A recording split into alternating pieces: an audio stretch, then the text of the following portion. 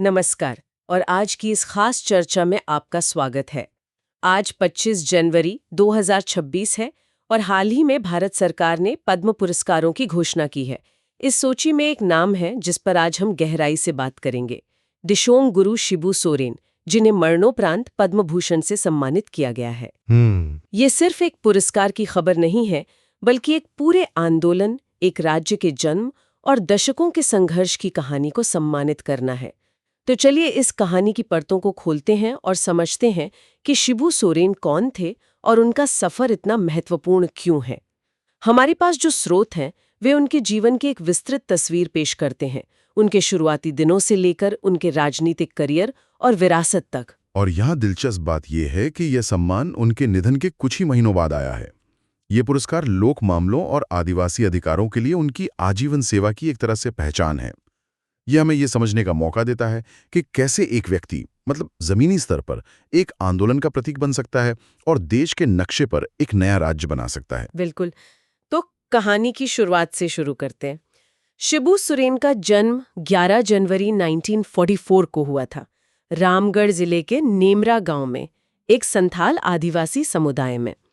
लेकिन उनके जीवन को आकार देने वाली एक दुखद घटना बचपन में ही घट गई। जी, जब वे युवा थे तो उनके पिता की हत्या कर दी गई थी और इस घटना ने उन पर बहुत गहरा प्रभाव डाला और उन्हें आदिवासी समुदायों के शोषण के खिलाफ लड़ने के लिए प्रेरित किया। अच्छा। ये व्यक्तिगत त्रासदी कह सकते हैं, उनके सार्वजनिक जीवन की प्रेरणा शक्ति बन गई।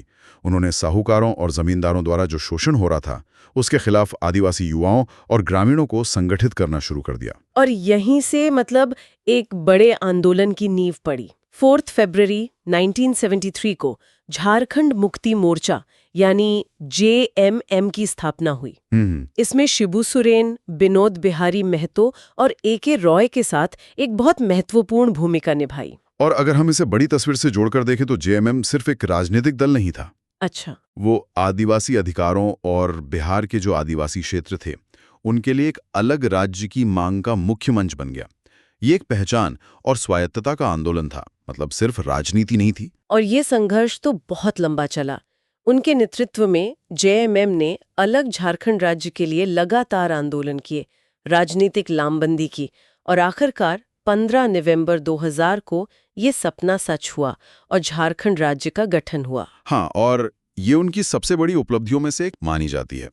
लेकिन उनका राजनीतिक करियर सिर्फ आंदोलन तक ही सीमित नहीं था। वे एक कुशल राजनीतिज्ञ भी थे।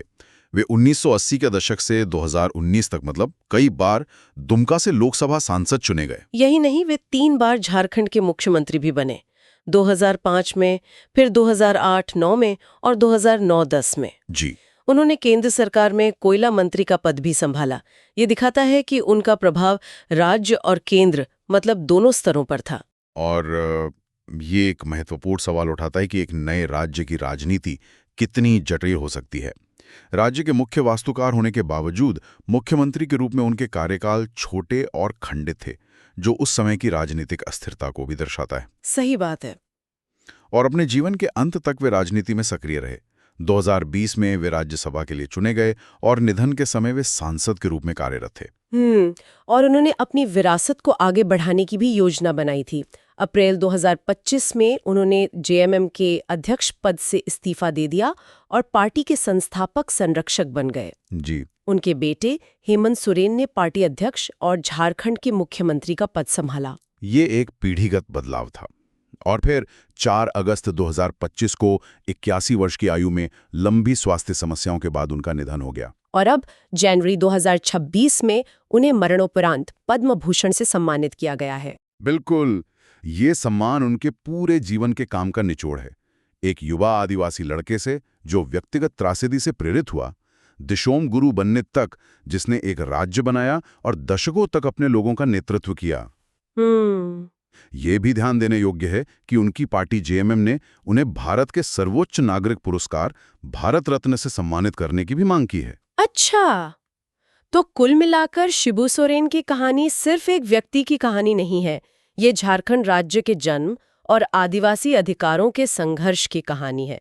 एक ऐसा सफर जो शोषण के खिलाफ व्यक्तिगत प्रतिरोध से शुरू हुआ और एक पूरे राज्य के निर्माण पर समाप्त हुआ। बिल्कुल, ये दिखाता है कि कैसे एक जमीनी आंदोलन जो अक्सर व्यक्तिगत त्रासदी से पैदा होता है, एक देश के भूगोल और राजनीति को स्थायी रूप से बदल सकता है। और ये आज के लिए एक विचारणीय प्रश्न छोड़ जाता है। शिबू सोरेन का सफर हमें सिखाता है कि कैसे दृढ़ संकल्प और सामूहिक कार्रवाई से बड़े बदलाव संभव हैं। ये सोचने पर मजबूर करता है कि आज के कौन से जमीनी आंदोलन हैं जो शायद अभी हमारी नजरों से दूर हों, पर भविष्य को उन तरीकों से आकार दे रहे हैं जिन्हें हम अभी पूरी तरह से नहीं देख पा रहे हैं।